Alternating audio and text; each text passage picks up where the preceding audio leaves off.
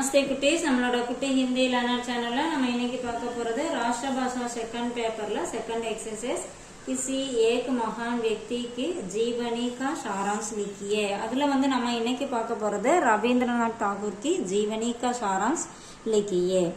First பாத்தீங்கன்னா introduction परिचय। रविंद्रनाथ ठाकुर हमारे देश के महान कवि लेखक एवं कलाकार थे। அதாவது ரவீந்திரநாத் தாகூர் வந்து நம்ம நாட்டோட மிகச்சிறந்த கவிஞர், ரைட்டர், அப்புறம் ஒரு கலைஞர்। उन्होंने नाटक, उपन्यास, निबंध, कविता व गीतों में अनेक रचनाएं की।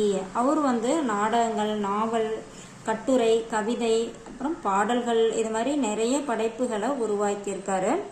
उनकी गीतांजलि को विश्व की श्रेष्ठ रचना मानकर उन्हें नोबल पुरस्कार मिला। அவரோட அந்த கீதாஞ்சலி வந்து ஒரு மிகச்சிறந்த படைப்பு அப்படின்னு சொல்லிட்டு அவருக்கு வந்து நோபல் பரிசு கொடுத்துருக்காங்க। உலகத்திலே மிகச்சிறந்த, விஸ்வ அப்படின்னா உலகம், உலகத்திலே மிகச்சிறந்த படைப்பா கருதி அதுக்கு வந்து நோபல் பிரைஸ் கொடுத்துருக்காங்க।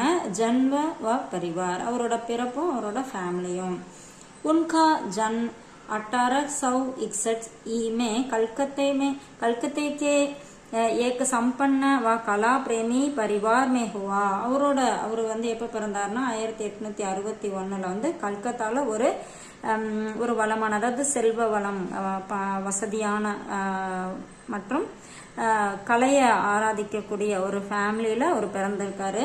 பிதா தேவேந்திரநாத் தாகூர், அவர் தாதா द्वारकानाथ ठाकुर विद्वान, दानी व समाज सुधारक थे। அதாவது அவங்க அப்பா தேவேந்திரநாத் தாகூர், அப்புறம் தாத்தா வந்து துவாரக்நாத் தாகூர், ரெண்டு பேருமே மிகச்சிறந்த வித்வான்கள், அறிஞர்கள், அப்புறம் கொடை வள்ளல்கள், அப்புறம் சமாஜ் சுதாரக் அப்படின்னா சமுதாய சீர்திருத்தவாதிகள்।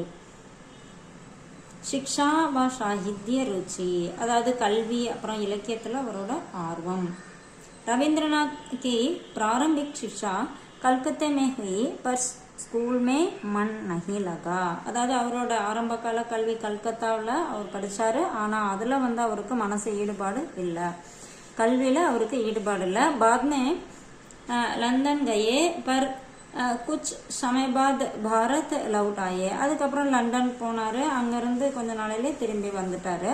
8 वर्ष की आयु से ही कविता लिखना शुरू किया। அவர் 8 வயசுலயே கவிதை எழுத ஆரம்பிச்சிட்டாரு।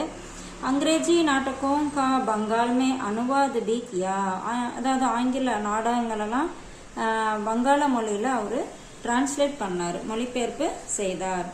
शांति निकेतन की स्थापना, शांति निकेतनोட उर्वाकम। प्रारंभ से ही रविंद्रनाथ वर्तमान शिक्षा पद्धति को नहीं चाहते थे, इसलिए उन्होंने सन 1901 में बोलपुर के पास शांति निकेतन की स्थापना की, जहां शिक्षा के साथ नृत्य, संगीत, चित्रकला भी சிக்காயி ஜாதி தீ। அதாவது இவருக்கு ஆரம்பத்துல இருந்தே நம்ம இப்ப இருக்க அந்த கல்வி முறை வந்து அவருக்கு பிடிக்கல, அதனால அவர் வந்து 1901 வந்து போல்பூருக்கு பக்கத்துல சாந்தி நிகேதன் அப்படிங்கிற ஒரு கல்வி நிறுவனத்தை உருவாக்குறாரு। அங்க வந்து நிருத்ய அப்படின்னா டான்ஸ், சங்கீதனா சங்கீதம், சித்திரக்கலா, பெயிண்டிங், இந்த மாதிரி எல்லா விஷயங்களும் அங்க கற்றுக் கொடுக்கப்பட்டது அப்படிங்கிறாங்க। பாத்மே யக் விஸ்வவித்யாலய பன்கயா, அதுக்கப்புறம் அது யூனிவர்சிட்டியா மாறிடுச்சு அவர் காலத்துக்கு அப்புறம்।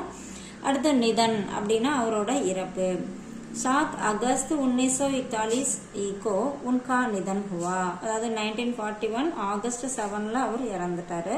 वे जनगण मन राष्ट्रीय गान के रचिता भी थे।